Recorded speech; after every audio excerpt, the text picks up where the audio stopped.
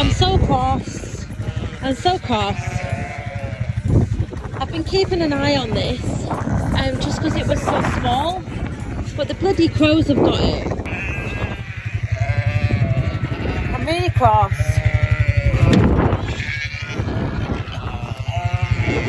I'd literally debated taking it off just because it was small, but I didn't see any reason because it was full. I'm happy. I'm following its mum around. I'm very, very cross with myself. I should have just followed my instincts and took it off. I'm taking that off and all. Behind that fluffy thing that keeps breaking into the feeders is a very skinny lamb. I want it. Yeah, look at the state of that. Absolutely not. I'll have that, thank you. I just hope she can come near enough that I can yoink it.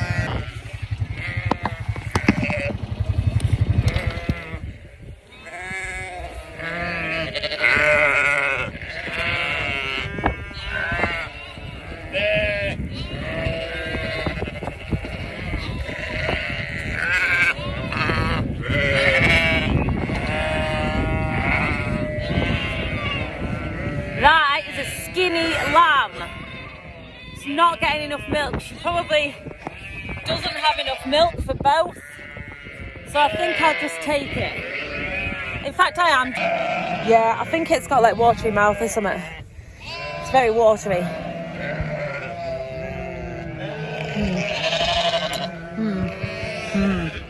I didn't notice it looking too shoddy the other day because its mum keeps going in the feeder, so I've had quite a close eye on it. Just wonder what's going on. This is when the rig and furrow isn't particularly handy.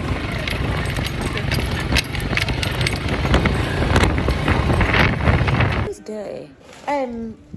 It had a watery mouth, didn't it? It's not just me. I'm sure it's on my sleeve. It doesn't look like bad now.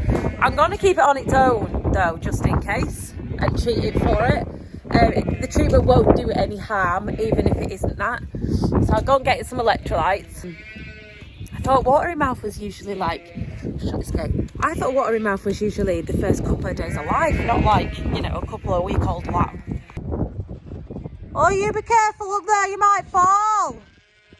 Then he's going to make me tea.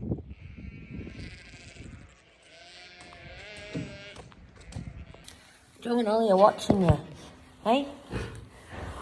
So I've put some electrolytes in here, and I'm just hoping it's just hungry.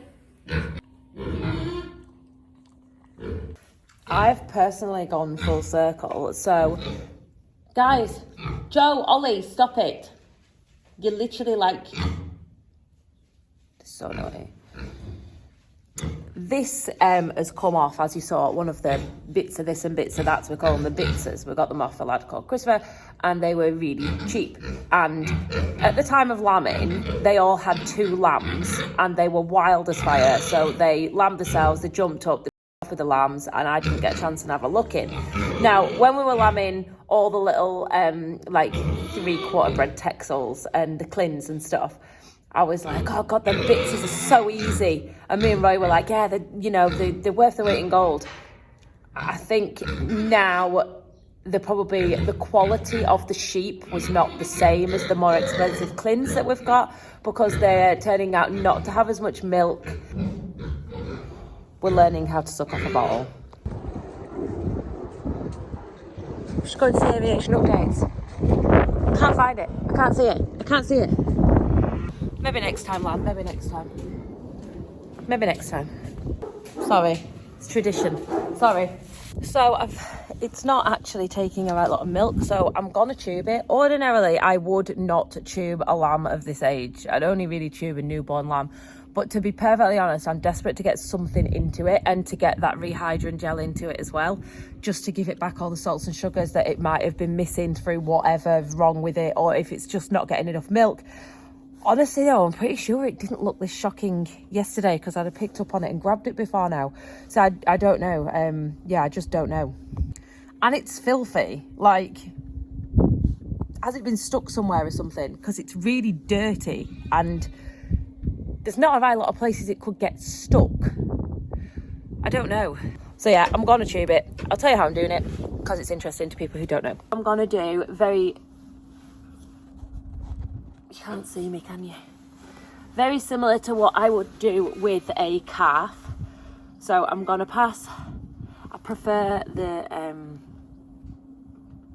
it sounds really silly, the entire Innovations ones comes with one with a bobble on the end, and for little tiny lambs I feel it's a little bit too big to be shoving down their throat, so I swapped it for, you know, the normal crappy syringe ones that you can get from the vets. I swapped the pipe for that one, so that's why it's got a different end on, if you were wondering. Yeah, look, it's really watery. I don't know. So I'm going to shove the pipe in. I'm holding on to here, can you see? And I'm going to feel the pipe go down. There, I have felt the pipe.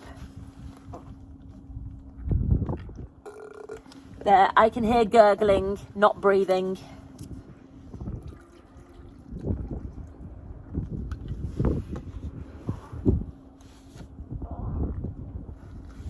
Tasty?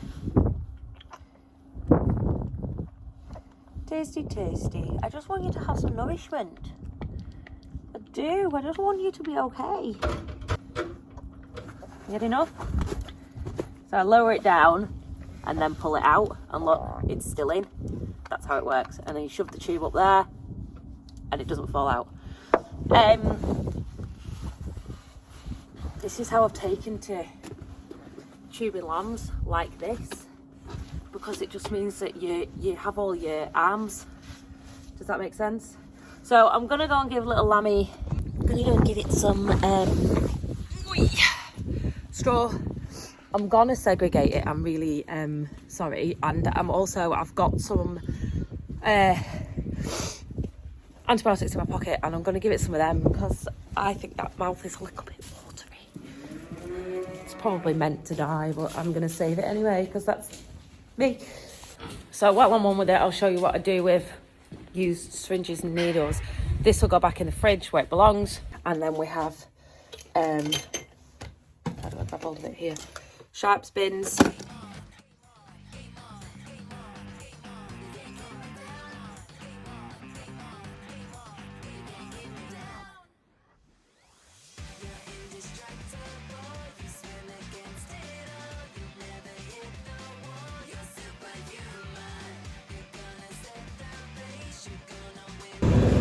Bailey Twine for the win, just to trigger everyone.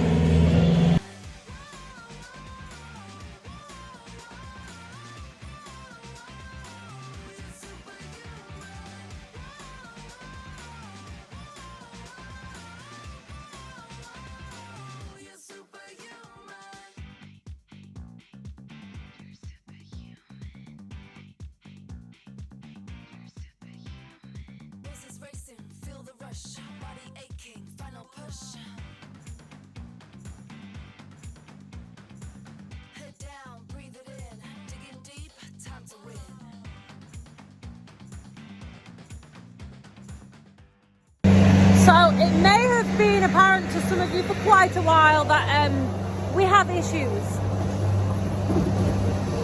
So you know when someone was asking about the midden, and I did a little bit of a talk about the covered muck heaps when Ollie came. This is why we have a covered muck heap. So we have again the two extremes and a good comparison. So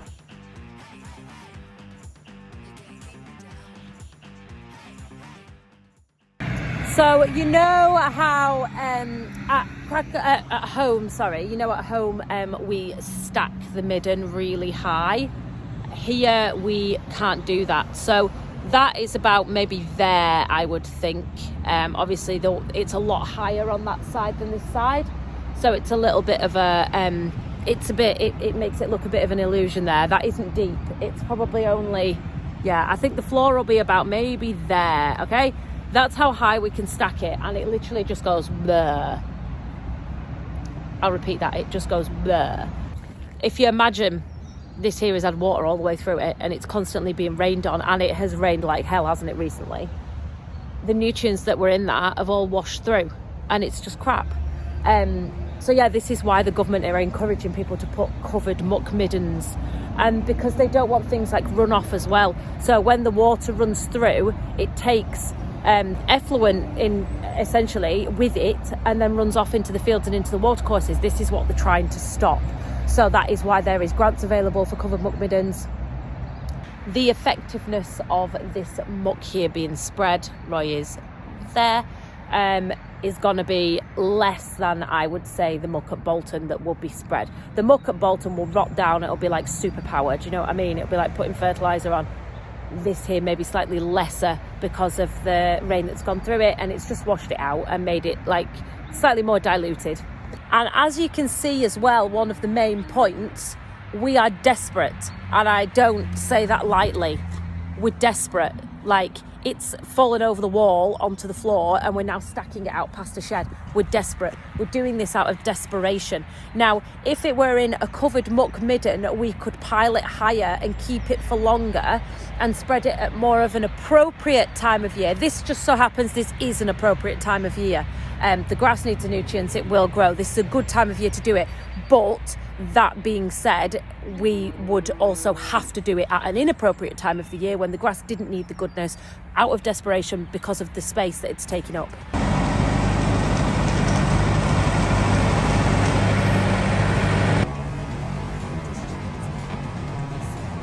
Did anyone ever see the video of me when I fell in this?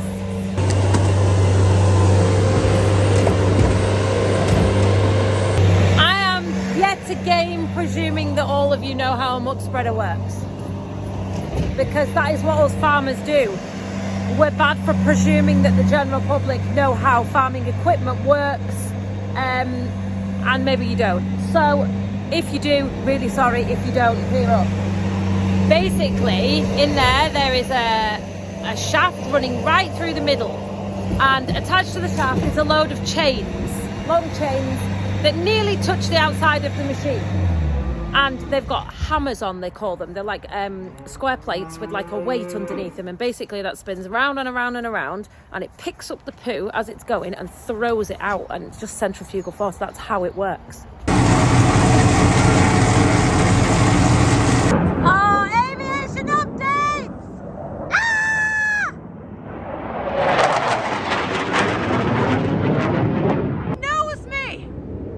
I'm sure he's seen me YouTubes. Someone's told him.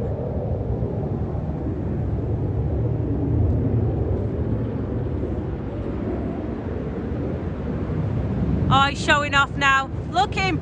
Oh, he's going upside down. What a legend.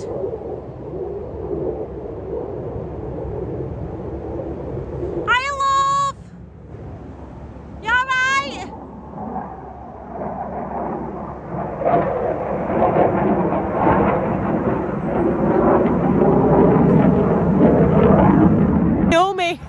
They know me. It's a good job we've got no neighbours though, to be fair. Ray's like, where's she gone? We're like this, we're like friends. She's so evil. Look at her. Run, little bird, run! Run, be free!